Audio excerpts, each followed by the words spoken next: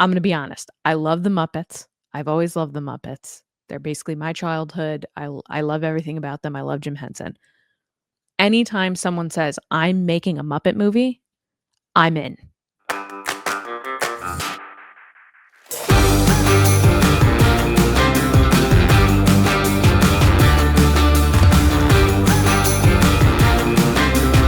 It's time for Nerdy and Nice. And if you're listening to this, then you are ready to get nerdy with us. Because Mondays are for the nerds, and I'm John, and that's Lacey, and we're here to have a good time.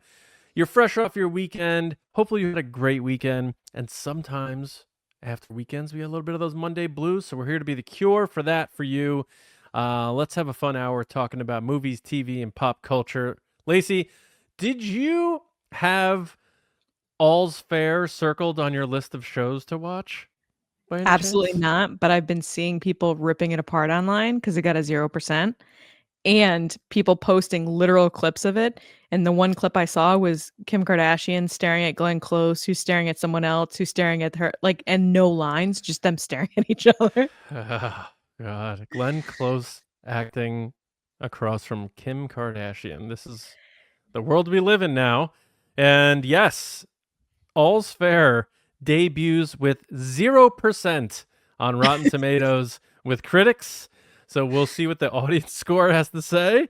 But if you're keeping up with this story, Kim Kardashian should not be in anything. And it was created by Ryan Murphy, who's known for the American Horror Story and all that Angly, stuff, Scream and Glee. Queens, yeah. And it looks like we have a massive uh, Tommy Wiseau room level disaster on our hands that might be so bad that will lead to viewership, which is not necessarily a good thing, but needless to say, 0% for All's Fair on Rotten Tomatoes.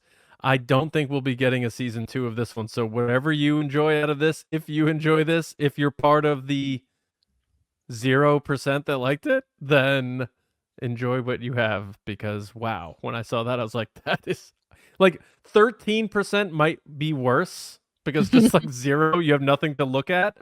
But jeez, I don't think I I've think ever seen anything with a 0% before. Have you? neither have I, and I think people are going to make it into a joke, so it's gonna become Yeah, this thing that people are like, "Oh, yeah. it's so funny, it's hilarious, I love this show," This and, like, it's actual horrific terribleness. the We say Star that Wars about, holiday like, Star Wars special. Holiday Special, yeah. Yeah. But I noticed someone did say online, they were like, "Glenn Close is in the best film of the year and the worst series in the weird," like, her range is incredible, impeccable choicing of cast, because 'cause she's been in some wild stuff lately. Like, she was in that, like, scary movie last year, I think for Tyler Perry, where she played, like, this wild, crazy woman that gets possessed or something. Yeah. Yeah, Well, it's crazy it's stuff. it's funny because you made me think of something with Glenn Close, and I remember there being an actor who won an Oscar for Best Actress, I should say, Mhm. and the Razzie for Worst Actress in the same year, and it was Sandra Bullock, right? Sandra Bullock. She won Best Actress for The Blind Side and won Best Razzie for All About Steve, all in the same Yeah, year. in the So same year. 2010. I think she had joked about it too, She but did. it's pretty wild. So Glenn Close, I know this is a series, so she can't win Best Razzie in a movie, but Glenn Close may be looking to repeat history. 15 years in the making from Sandra Bullock, but yeah, 0% for All's Fair. It must be so bad. What is it on? I don't even know what it's streaming I on. think it's FX or Hulu, one of the 2. Oh, Hulu. Okay. Yikes. All right. Well, that's that. But we do have one trailer to talk about today. So why don't we fire up trailer time? Oh God, I love that movie. All right. Mysteries, thrillers. Lacey just reviewed The Woman in Cabin 10 last week for us. And now we march onward with the next adaptation of an Agatha Christie novel. And this one is The Seven Dials. Now, this is a different detective than Poirot, who Kenneth Branagh played in that recent trilogy that was kicked off by Murder on the Orient Express, which was very successful, Mhm. which was followed by forget what the name of it was. But the Champagne one in denial. that's it. Yep, Champagne in Denial. Speaking of great actors, maybe Kim Kardashian can link up with. Every time I see that clip, I have to watch it. Anytime someone posts it, I have to laugh at it. And then Yeah, it's like, give me the song. Gal Gadot is not of the best, but we have Seven Dials, which has a different detective. This novel was written in the 1920s, so 100 years ago. But it has a pretty impressive cast. You have Mia McKenna Bruce, who's playing the new main detective. Which out of the novel, I forget what the name of the detective was. I just had it on the tip of my tongue. Oh, Big year for old novels between this and Frankenstein on Netflix. Big year. True. That's a good Here point. for old gothic stuff. Bundle is the name of our detective. That's her nickname, Eileen Brent. And that's going to be played by Mia McKenna Bruce, who's going to try to solve this mystery. But supporting cast, Helena Bonham Carter. She's always very interesting. Oh, so good. Martin Freeman, who a lot of people Mhm. will know as Watson in the Sherlock series with Benedict Cumberbatch. He's awesome. Also Bilbo Baggins. Yeah, and he was the original quote unquote Jim Halpert in the British version of The Office. You have Corey Milcreast, not familiar, I'll be honest, Ed Blumel, and Nabam Rizwan rounding out that cast. But it hits Netflix in January. It's a limited series. So if you've read the book, you probably know the story, but it is a 100-year-old book. And Netflix was interested in adapting this particular novel. It's an untapped realm for Agatha Christie, who is heralded as the greatest novelist for murder mysteries. So this is interesting, but it's more of a teaser. Lacey, what'd you make of this teaser? Were you aware of this at all until this teaser came out? And are you interested in watching it? I didn't know this was coming out. I'm not the biggest Agatha Christie fan, although I might be after this. It looked really good. And I didn't even know that it was the same author as Murder on the Orient Express. I've tried to read more books lately, so maybe I need to get into some of those. But this trailer looks really interesting, and I love Helena Bonham Carter.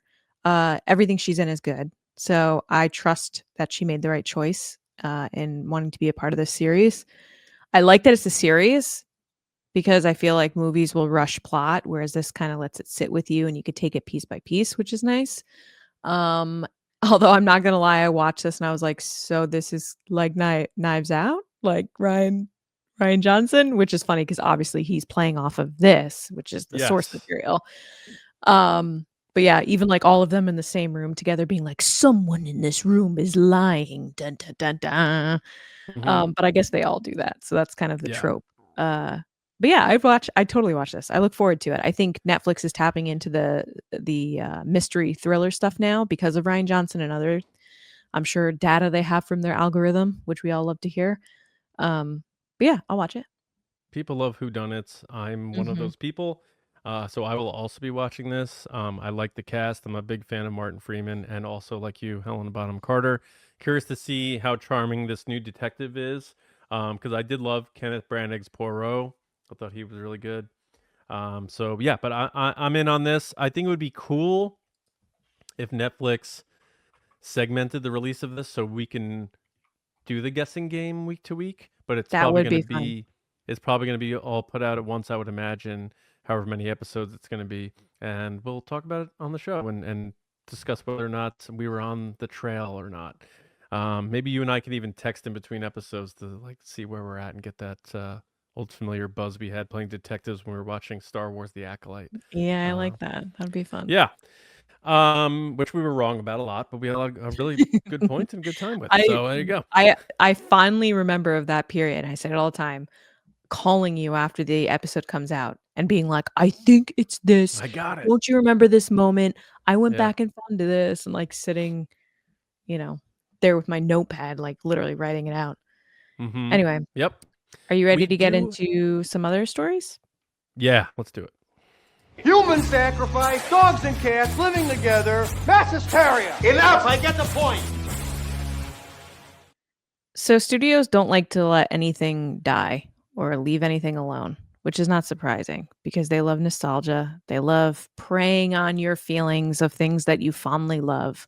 But this kind of makes sense because it is the story about stuff that's undead, which was the biggest story this week, which is Brendan Fraser, Rachel Weisz team up again for Ready or Not filmmakers of the new Mummy movie.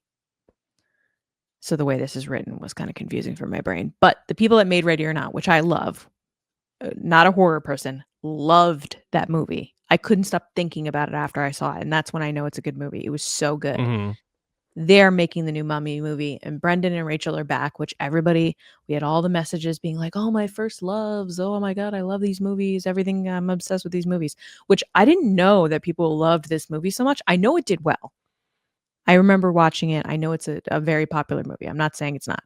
I just didn't know people were so obsessed with it until recent years when it's become like an internet thing for people. But so Hollywood Reporter is reporting this. John, are you hyped about the return of the team up of the Mummy? How do you think they're going to handle it? And will we see them on the run with their son, which we've seen at some point, which some people think should be David Cornsweat?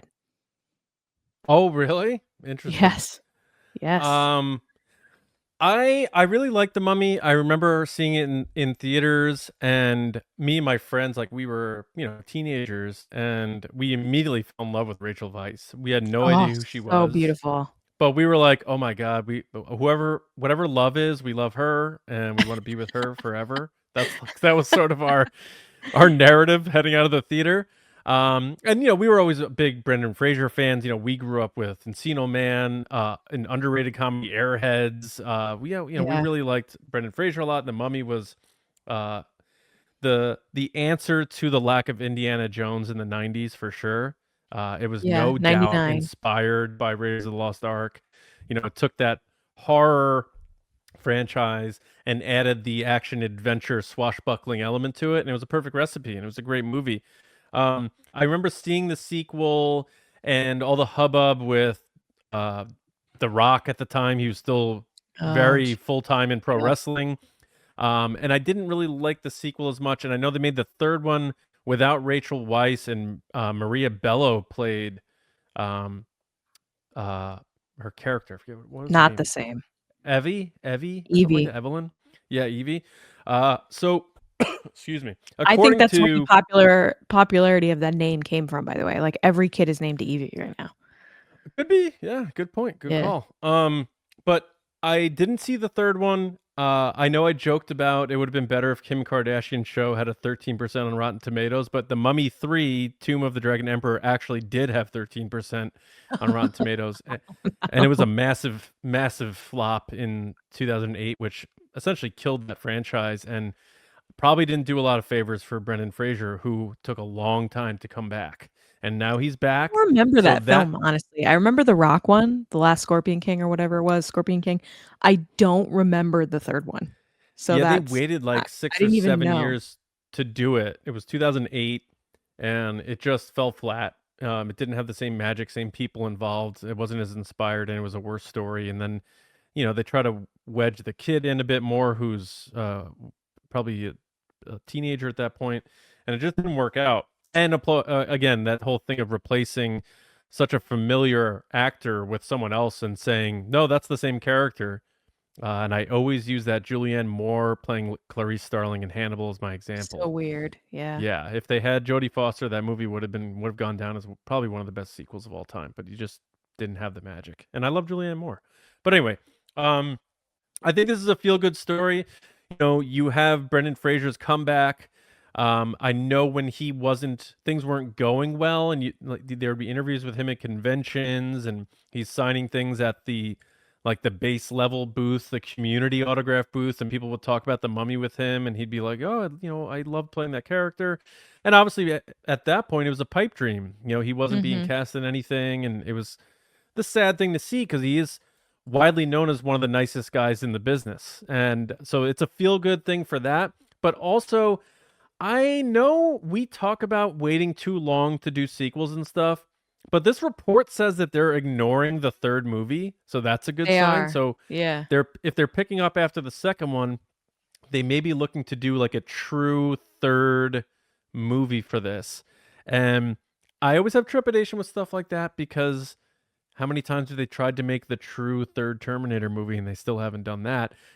But I'm gonna give this one a crack, and hopefully we hear good buzz out of it. You got some of the producers returning, so hopefully it's success for Brendan Fraser. Um, The and only we'll concern see I what happens. have, honestly, because the fact that Ready or Not team is doing it, Radio Silence, I believe is their production name. They're so great, and they're really good at comedic timing versus scares and tension and whatnot. And then obviously the original actors coming back is a big deal. Um, the writer David Cogshaw, from New York, he doesn't have a lot of great movies to his name. I'm not gonna lie. So he's the one that's in the article for Hollywood Reporter to have written the screenplay. He did The Family Plan with Mark Wahlberg, Orphan, First Kill, Prey, Lore, Scream the TV series, The Haunting in Connecticut 2, Ghosts of Georgia, and just yeah, not a lot of stuff. So that Hmm. concerns me that if you're oh, and he also did The Deliverance, that crazy scary movie with Glenn Close. And Wait, sorry, the what director the? wasn't Tyler Perry, it was Lee Daniels. Okay. But Well, she plays this crazy possessed woman. It was on Netflix. So I'm just saying, if you want a great movie to come from someone, I don't know if he's the guy, but prove me wrong, David. Uh, I that's my red flag with the film. I wonder if there's good buzz coming out of the upcoming Matchbox movie with John Cena because he co-wrote that with Jonathan Tropper. Um, Mm. but Oh my god, I I don't forgot know. that they're making a movie for every single toy. Every After toy's got one. Barbie. After Barbie came out, they were like, "What did you take from this movie?" And they're like, "Originality, right? Casting the right person, right? Spending a budget on production, right?" They're like, "No. Make movies about every single IP toy that we own." And everyone was like, "No, no, no, no, no, no." Um, Yeah. but we'll see how it goes. Yeah. Speaking of, sorry, go ahead. No, I was just gonna say, like, I worry a little bit about Brendan Fraser because you don't want like him to come back and he wins his Oscar and he has this big comeback and then he revisits The Mummy and something bad happens and then he gets shelved again or Oh something, you my know? gosh, So yeah. I hope Or they it make a good flops or movie something. and I hope he does really well and he's going to be all in. He's probably going to get in good shape for it and everything. So I'm rooting for him.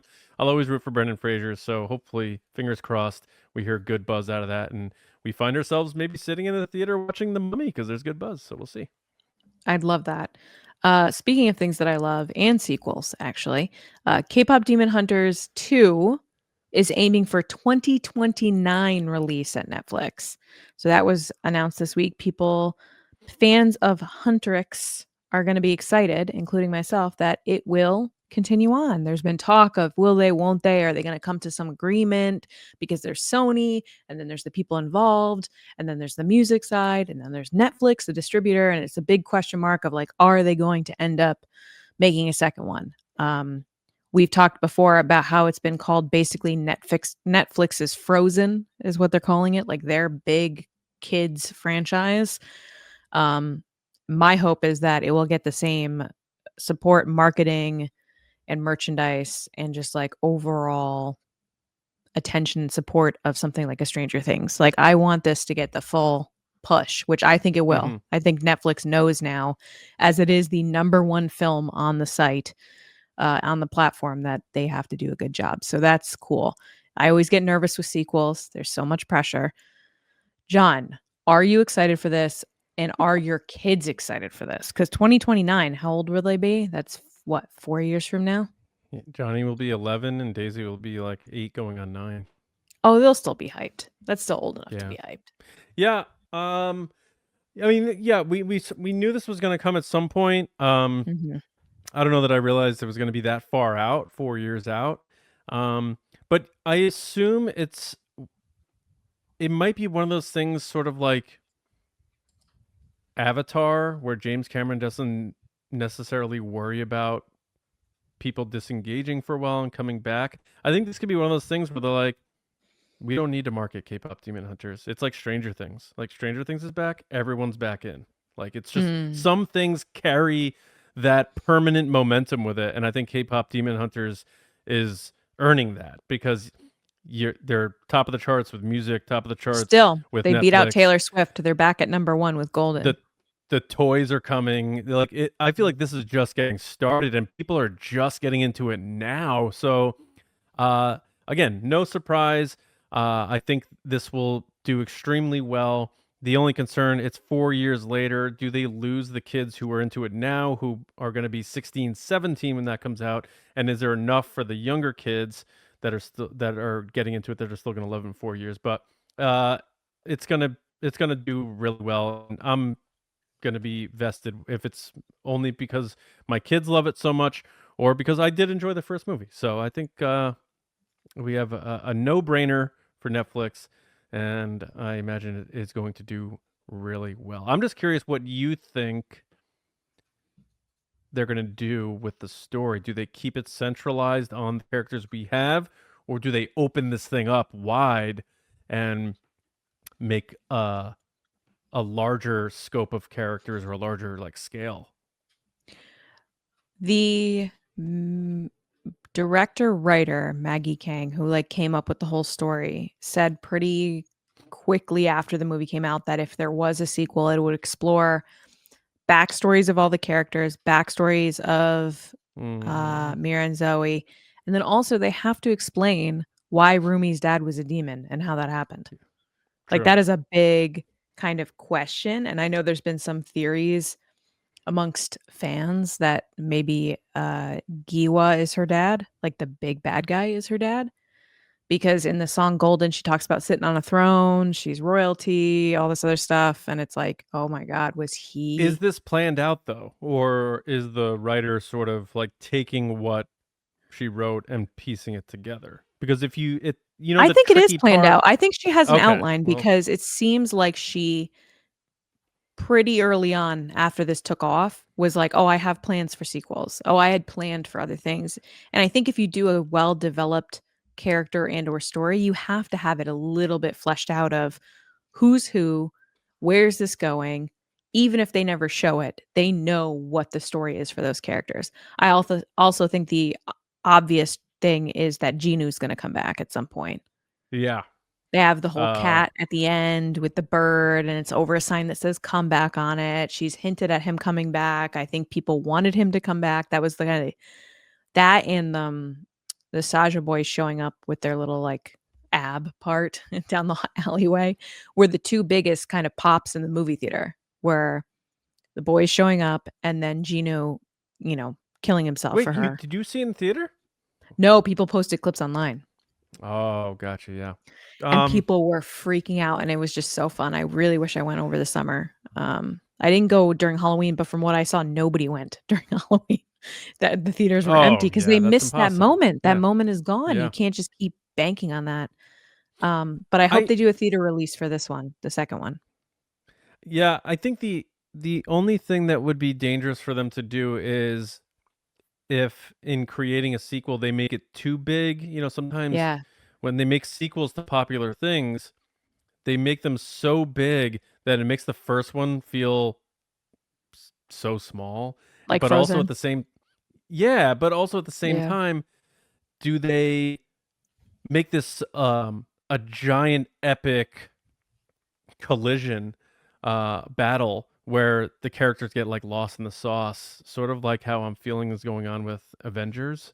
There's just too many to follow. Yeah. Keep it core to the trio and the Saja boys, and maybe add a couple of characters here and there, but I hope that they don't just blow this thing up and say like, now they're just one part of it. This is bigger. There's a bigger bad guy that is what's the bad guy spirit in this one called again? Giwa. Yeah. Giwa's just a part of a cog of something, and then you're like, oh, okay. Well, he's still there. She just eliminated him from the human world when they destroyed him at the end. They just locked him back with the Honmoon back into the demon world. The Saja boys are gone. They destroyed the Saja boys. They're dead. Well, except Jinu. Jinu. Yeah. Jinu's not dead because he like went into her sword. It was like very kind of Sailor Moon-esque, like, oh, I'm giving you my soul. But yeah, I think it's gonna be good. I do question, like you said, was it a flash in the pan popularity thing? I know they said they rushed to get Halloween costumes out. I was so happy over Halloween. A group of girls came up dressed as them, like the three of them. And then they Nice. had a boy with them who was Genu, and he had the little earring and the full black hat. And I was like fangirling out. I was like, oh my God, are you Huntrix? And they were so excited. And That's then I cool. also saw a Halloween costume. Some girl was Bluey with a laundry basket with a white sheet over it and like a face on the front. And I was like, are you Bluey in Ghost Basket? And she was so hyped that I knew exactly who she was. And like I had Daisy come out. I was like, Daisy, look, it's Ghost Basket. And she started screaming. And the girl's just like, oh my God, you know who I am? I'm like, yes, I know. I know in That's great cool. detail who a Ghost Very cool. Basket is. But yeah, I think it's gonna be great. Hopefully it's popular like they've been saying, like Frozen, because we were on the ride in Japan. There is no shortage of people that are going on that ride. There's no shortage of people knowing what Frozen is, regardless if they have to wait how many years now from Frozen 2 to 3? We're Yeah, looking 2 at years. Frozen. No, Frozen 3 came out when? Or 2 came out what year? Wasn't it like 2022? 2021? 2019. 2019. Yeah. So The Rise of Skywalker. And now the next one's coming out what? 26, 27? 27, I think. 27. That's a long time to wait for Yep, Frozen. 27. So Netflix is saying, we got you guys. We'll get you there in half the time. So hopefully we'll see. All right. Well, yeah, we'll see. It's also interesting that, Frozen 3 is coming out in 27 and Netflix is coming out with this 2 years later. So they're hitting the market right after Frozen comes out. So that's also probably too. They don't want to hit the market at the same time as Frozen 3. They want to wait a little bit. Yeah. I also feel like these types of movies take longer They to have make. to make all the songs, to Yeah. produce all the songs. EJE, who's she's been killing it at all these like live events, and she was at the Heidi Klum event in the Derpy costume, which I was laughing about, like dressed up as the Derpy cat.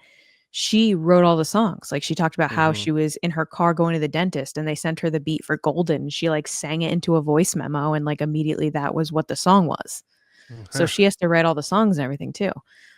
But anyway, so going from that is, I have to say, this is the weirdest announcement I think I've seen in a long time for a movie project. And every word of this title and headline gets weirder than the last. Which is Jennifer Lawrence announced on the La Culturistas podcast, which is Bo and Yang's podcast, that she is making a Miss Piggy movie. She's developing a Miss Piggy movie. She's producing it with Emma Stone, and it's being written by Cole, I'm blanking on his name, Cole Escola, who just won the Tony Award this past year. So she's a Tony Award winning writer. So yeah, you know me, I'm always complaining how Disney is fumbling the Muppets. We've had very long-winded discussions about it. I couldn't be more hyped about this.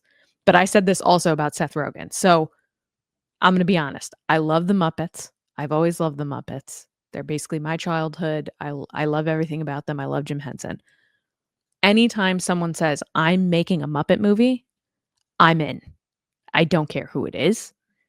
I'm willing to give it a shot because I think it deserves to be made. And I love puppets. John, you might be feeling a little different. And I'm interested to hear what your thoughts are on this project. Because I love Jennifer Lawrence. I love Emma Stone. And I love Miss Piggy. So this is like my movie. Yeah. It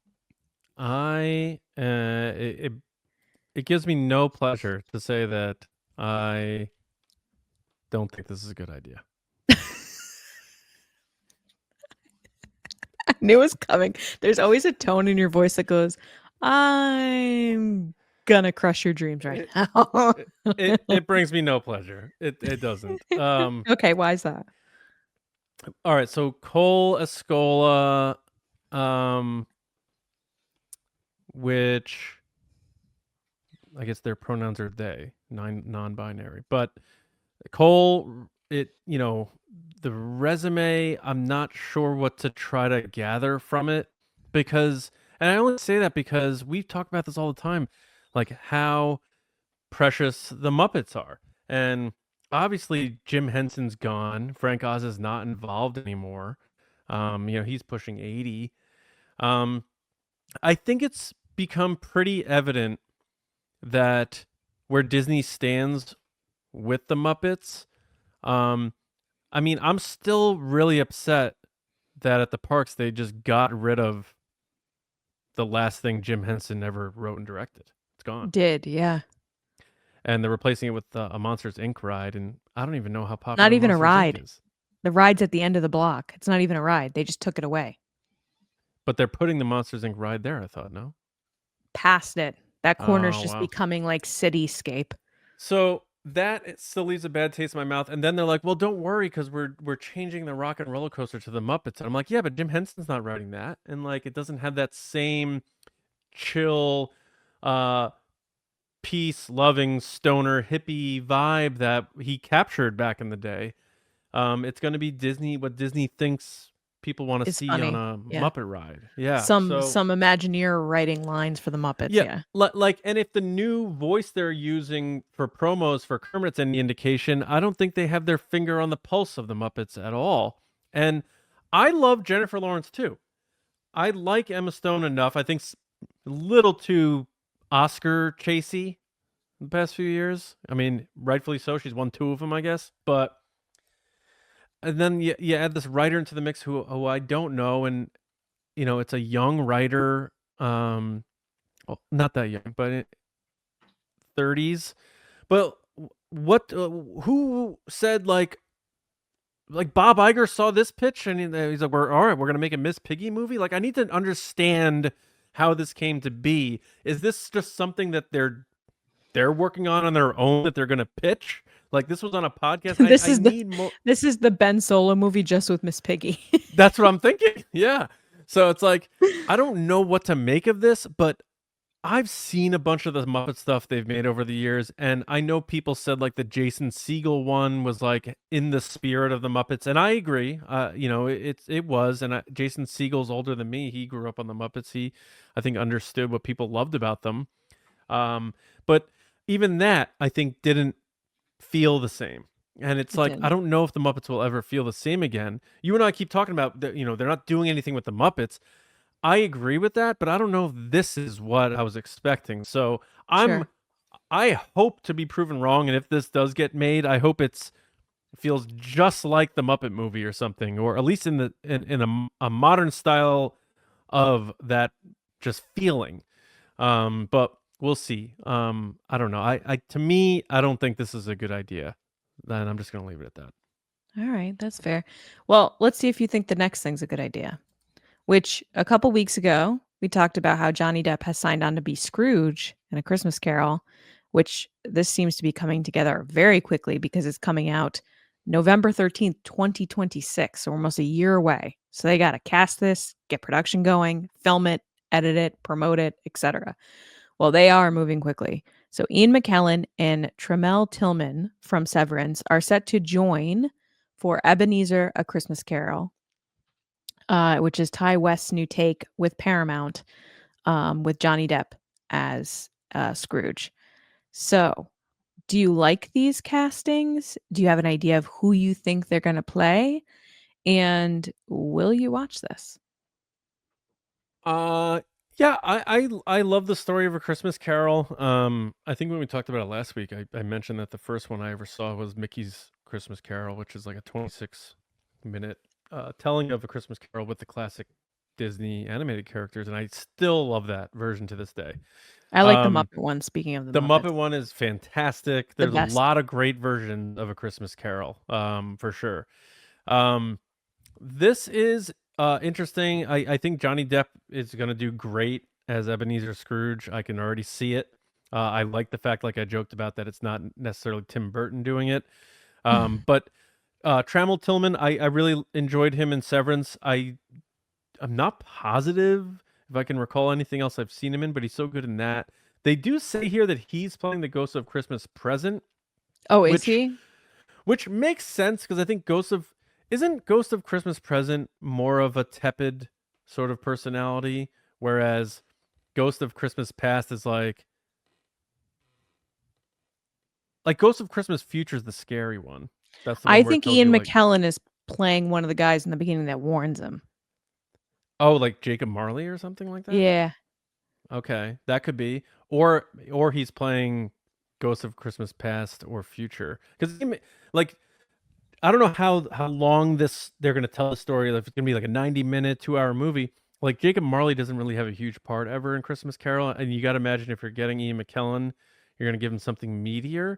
Though he is older now, so it's possible maybe he is just doing a small role. But I could totally see him being like Gandalf-y, Ghost of Christmas Past, like a look back on like what went wrong, or Ghost of Christmas Future that like horrifies him a little bit with sweeping Yeah. arm motions and what have you, and his deep booming voice. So it could be one of those or not at all, but one of the greatest actors of all time. So you gotta love that. I like Trammell Tillman. Johnny Depp is, we'll see where he's at with his chops. I haven't seen him in anything in a while now.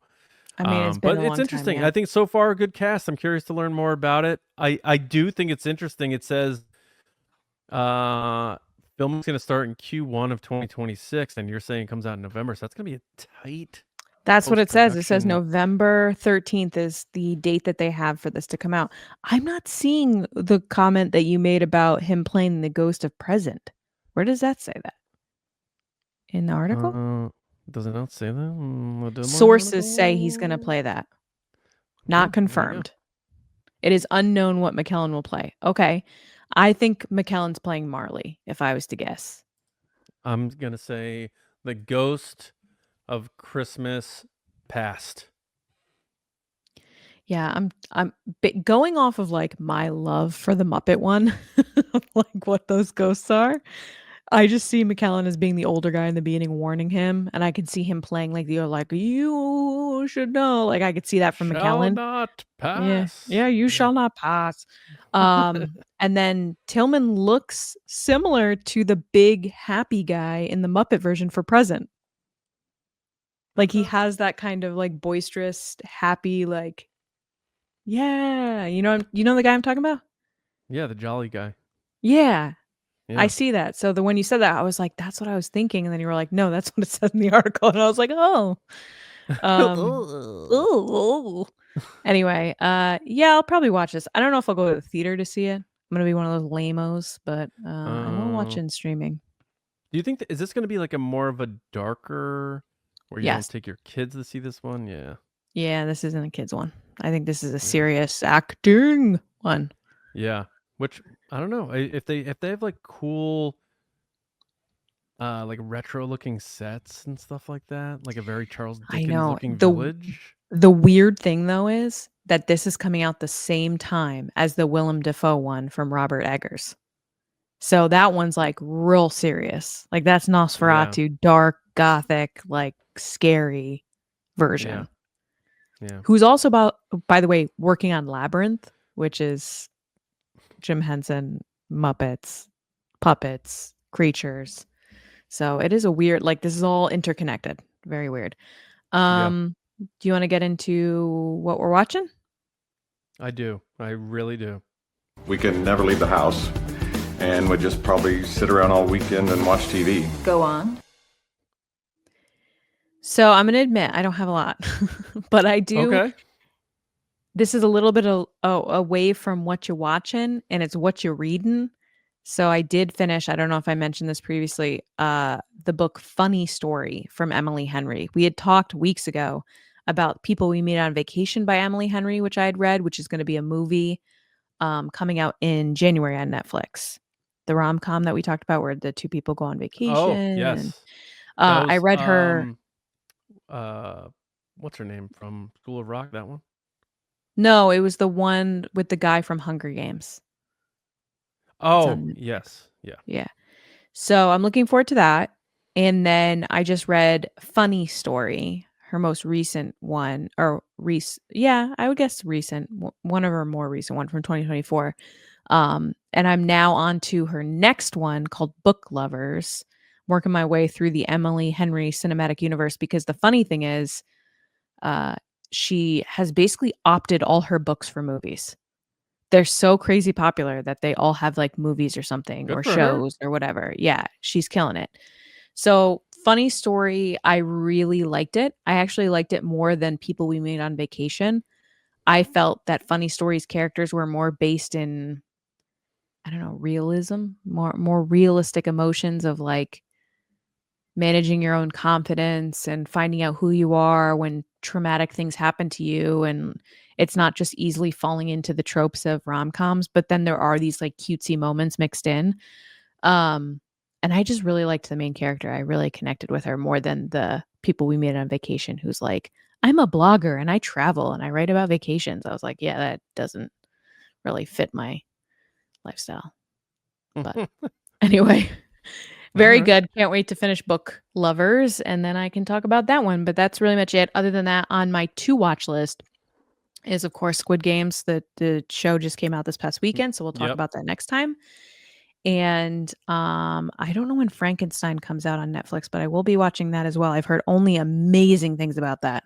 I think it came out Friday.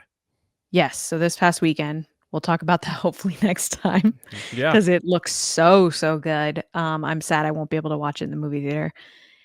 And yeah, other than that, I wanted to ask you, did you get a chance to watch the Woman in Cabin 10? Not yet. Ah, I was hoping you had Not so I yet. could talk about it. Yeah. I wasn't home at all last weekend, and Mhm. it's just I gotta get around to it. Oh, it's But okay. I did finally start watching The Bear season 4. Mhm. Um, I waited 4 months to start that, but Kathleen and I started that. Um, I like it. It starts off with John Bernthal, so it's another heavy flashback scene with the two of them, the brothers. You must So be I like hyped that a because lot. you liked that. Yeah. Yeah, I do like that a lot. And the Jamie Lee Curtis stuff as the mom was unbelievable. I think though I'm not done with the season yet, so I got to finish it. I'm trying not to ignore, some of the reactions to it, because I believe some of the reactions where it wasn't as good as the previous seasons. So I'm still going in as a fan, but I'm only a couple episodes in. The only thing I'm wondering is how much steam this show has left. So I think it's Mm. entering that feeling that we were feeling with Stranger Things after season 3, where it was like, I think the magic might be squeezed completely out of the sponge here. It And then didn't win season any 4, awards this past year. no. But it still has the same quality writing and feel and tension. It's just I'm wondering how much more they have left. They have to start Mhm. pushing these characters and the story further beyond. We have to make this restaurant work. I need to get more in I in need more on the menu. Yeah, I need more of a narrative push with our main characters. Now, again, I'm only 2 episodes into season 4, so hopefully we do get more of that, but I'll report back once I complete season 4. But happy to report that I have finally begun watching The Bear season 4. Nice. Yep. Excellent. Are your kids Yeah, still and just watching K-pop all the time? that and Descendants is heavy in the rotation right now. Oh, So, Descendants. That's right. Daisy was Descendants for Halloween, right? yeah, she was the blue-haired one. Yeah. Sophia Carson. Yeah. Yeah, so even Johnny likes that, and he thinks he's being subtle, but he'll like check in with me if like a Kpop Demon Hunters song is on, or if there's a Descendants thing on. He'll be like, "Dad, do you like this?" And I'll be like, "Yeah, yeah, dude," because I think he hears in school that like girls only like that, or, the classic thing kids do. So Mhm. I'm just letting him know, like, if I like something, I'm like, yeah, dude, anyone could like that. So I Mhm. catch him when she's watching Descendants, like he'll be paying attention and she'll ask questions and he'll like answer them because he's paying attention. So Mhm. he's even dialed into it and enjoys it. So that's cool. But yeah, what else are they watching right now? My I mean, son is K-pop Demon just Hunters. constantly Thomas. Thomas the Tank Engine. Oh, yeah? Constantly. Do, do, do, do, do, do, do. His favorite thing to do is when the trains, because they always crash in the episode at some point. Something falls on them, they It's crash, they always tip. Percy's fault. I'm telling you, that guy's out of control. Archie just goes, "Oh no!" every episode. And like if he's has missed it or something, like he's not paying attention, Daisy will go, "What do we say, Arch?" And he goes, "Oh no." And Daisy's been very, very much on the Blue's Clues, which being a cheap mom, Amazon, they give you the first season for free and then you have to pay for everything after that. So we've just been rewatching season 1. There you go. That's it. That's all you have to do. But I am very proud. She does usually guess what the clue is after the second clue. Like once she gets that second clue, she knows what Well, it you know is. why, right? Because she's been rewatching it. No, I'm saying the She's first memorized watch. You jerk. The first watch of it, she knew it, and I was very proud. But yeah, she likes Blue's Clues, which I'm cool with because it's like very quiet. It's a very quiet show. There's no music at moments, but then it's very like, so what do you think? And it's just silence. Very low budget. Steve and Yeah. Blue's Clues. Hey, that's all you need. And look at the legacy that thing's carried with the low budget that it had, you know? And all the rumors that everyone thought Steve, like, there were rumors he was a drug addict. That poor guy. He was like, I just lived my life, guys. I just He's lost just like, my I'm a hair. regular guy. Yeah. I just went to college. Yeah. Now he has like a podcast or something. Good for him. Yeah. But yeah, I don't know. I don't think my kids are watching much else right now. That's like, it's a heavy rotation of Descendants 1, 2, 3, the sing-alongs, Kpop Demon Hunters. It's all of that. Yeah, And Netflix it's has the also- Kpop Demon Hunters lyric videos, so Daisy gets Yep, a little scared at some parts of the movie, so I don't play the whole movie for her, but I'll let her watch the lyric videos. That makes sense. Yeah. Yeah.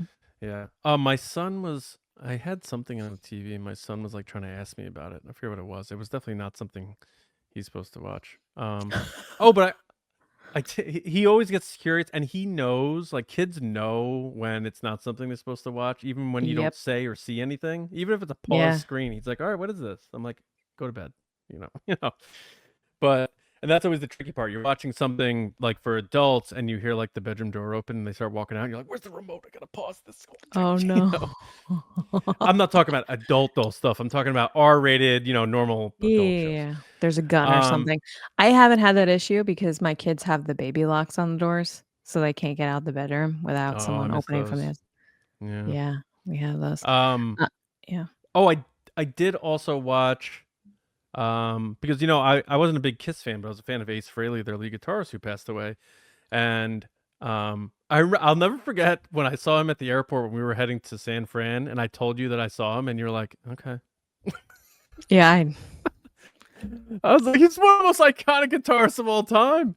But anyway, I watched this documentary called Kisstory on, I think it was Hulu, and it was like a really in-depth 3-hour documentary on that band. And what's so cool is you don't realize how many of everyone's favorite guitar player from the 90s bands, Rage Against the Machine, Pearl Jam, name it, Foo Fighters, all those guys were huge Kiss fans growing up, and Kiss got them into playing guitar, and Ace Frehley was a lot of their inspiration. So if you like musical history and rock history, even if you're not a big Kiss fan, that's a pretty cool documentary. That's nice. I just remembered something that I did watch. That the reason I didn't talk about it yet is because the last week that it happened, we had already recorded, which is the Love Is Blind reunion special. Yes. It was such a mess. And I think the wildest thing, spoiler alert, are you going to watch it all? This season, no. So the wildest piece of the reunion, which they play a trailer obviously the week before, and they're like the biggest moments, blah blah blah, and the girl's like, I actually have a surprise. And I remember watching the trailer being like, oh, she's pregnant. Oh, this girl's totally pregnant. And so she had broken up with one of the guys because she had millions of dollars. She was very rich, and the guy wasn't, and the guy had a son.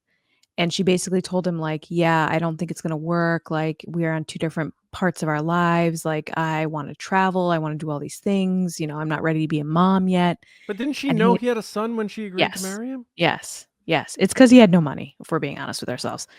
So she basically was like, "Yeah, it's just too much." So they broke up. They didn't even make it to the wedding. She rolls up to this reunion with a 2-month-old baby. She had gotten she started dating a guy right after they broke up. 3 months later, got pregnant, got married, had this baby, and showed up to the reunion 2 months postpartum. Now they shot this show like I think it was like 14 months ago or something like that. The guy she's with is some loaded guy, like a hedge fund, private equity looking guy. And you're like, "Oh, so she left this other guy to see this guy." And she's like, "Oh yeah, it was just fate, we met each other through a friend." I was like, "No, this guy had money." And you were like, "Let me lock Well, this up." did the guy she broke up with, was he a likable, endearing character Yes. or not? So nice. So So nice. then that guy is coming off golden after this reunion. Then he's going to be having He all the was women throwing themselves at him because they feel bad for him and they like him. So he's good. That guy's good. I didn't even watch it. That guy's good. Yeah, he handled it very well, and she surprised everybody else on the cast because everybody in the cast was like, "I wondered why you had ghosted me for, 8 months or whatever," and it's because she was pregnant, so, like, I think Netflix was like, "You can't tell anybody that you're pregnant, it's gonna ruin the show." I'm sure they're gonna have something in their contract now, like, you can't go get pregnant right after the show records. You can't get But the pregnant. guy handled it very well. I just felt so sorry for him because you could tell on his face that he's like, "This is so messed up. Like, you said you didn't wanna be with me because you didn't wanna be a mom and all stuff, and then 3 months later, you get pregnant." But yeah, he came off really well in that show, and he was laughing at people, and he kept being like, "Oh, I have ADHD. Sorry, I don't mean to interrupt." Because Nick would be like, "What are you laughing at, Jordan?" He'd be like, "Oh, nothing. I just have ADHD." Um he's just laughing at the ridiculousness. Like, I told you there was the girl that broke up with the guy. She said it wasn't because he was Asian, but it was definitely because he was Asian, and she kept the ring. Well, he brought it up. He's like, "Look, you never gave me the ring back. It's just like a a respect thing." And she was like, "Well, a Netflix production paid for it. You didn't even pay for it." He's like, "It doesn't matter. It's the point." So then Yeah. she finally gives it back to him after this whole thing. Then they have him shoot basketball hoops with her in the middle of the episode of the reunion and make him give the ring back to her because she beats him at free throws. All right. That Love is Blind is finished. So it's all become this. I mean, we're done. It's It over. was so dumb. I'm watching it. Better I'm hope like, for a 98 degrees reunion or something. Jeez. I'm like, what is the point of this? And Nick Lachey, him and his wife are like some of the most unlikable people. Like Nick Lachey is fine when he's by himself. Like when he hosts Perfect Match by himself, like he's all right. He's fine. He shows up, says a couple lines, leaves. But him and his wife like try to play this picturesque couple, and I'm like, can we not? Yeah. I agree with that. And it's so weird as a guy who grayed prematurely. It's so weird. Every time I see Nick Lachey, he's like 57 now, and his hair is darker every time I see him. Darker. I'm Yeah, like, he's what's going frosting on those with this tips. guy? Yeah. Oh, he probably has a big old white head of hair that he doesn't want everyone to know about. But I think the um, weirdest thing that I've noticed, by the way, as the seasons have gone on from Love is Blind, is that I feel like the first season was the most genuine because it was the first one that people actually came looking for love and marriage and in a long distance relationship. Then it got so popular, blew up. People are just coming to be influencers. They want podcasts. They're trying to make money, whatever, do your thing. it's They're they're gonna now start. all getting with each other. So, like this Yeah. reunion, one of the guys had dated like 3 of the girls after the fact, and then one of the guys was dating the best friend of one of the girls that was I was like, "This is just Jerry so." Springer. Yeah, it's just like all too much. Mm-mm. They're adding gimmicks to it if they're doing the whole ring back with the basketball thing. That like this is where it starts to slip, where it's like this, everyone watches it, it's this big phenomenon, and then you get to a season where something happens and stuff starts falling off a bit and it becomes almost a mockery of itself. And next what happens is, this is like my metaphor when I say if you have a local bar and then they get Keno, you know that bar is going out of business. That's just a You thing. say that and I never know what you're talking about. Keno, What you don't is know what Keno is? Keno? It's like sort of like a bingo game that you can play online while you're at a bar, and you get numbers, and if your numbers come up, you win. And it's just So something dumb. it's a gambling legal thing that they have at bars, but usually bars, I've noticed, introduce them when things aren't going so hot and they're trying to get these people addicted to gambling in the doors to buy booze while they're playing this game. So my Keno metaphor holds, but and I say that because it's a gimmick. And if they're starting these gimmick things with Love is Blind, they're going to start introducing more gimmicks, and they're going to start messing with the the blind factor where, you can see this person.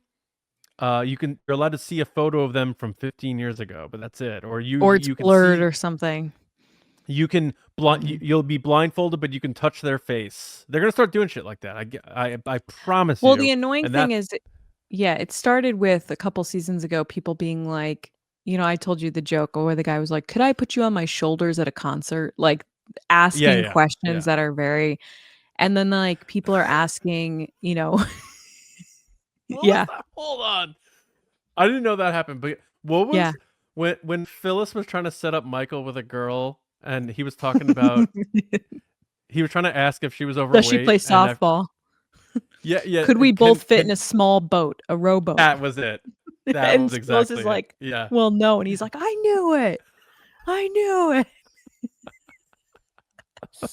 Good. It's so good. Oh my god, yeah. All right, well, this turned into a hearty segment of what you're watching, but we'll be back next week with reviews of the Squid Game Challenge Part 2, among other things. Hopefully I'll watch a little bit more of The Bear, and we'll see what else Lacey's watching. But that takes us to the end of the show. Lacey, was there anything else you wanted to toss out there into Nerdville? Not really. I'm just laughing because this girl I work with also watched that terrible Bon Appetit Majesty show that I talked about last week, where this like woman goes through an eclipse to like old school South Korea. I didn't get that far in it. Remember I told you I was like skipping around. I like couldn't get through it, and I was like so disappointed. She has been watching it, and I'm like, way to go. She said at one point the chef invents MSG in the show.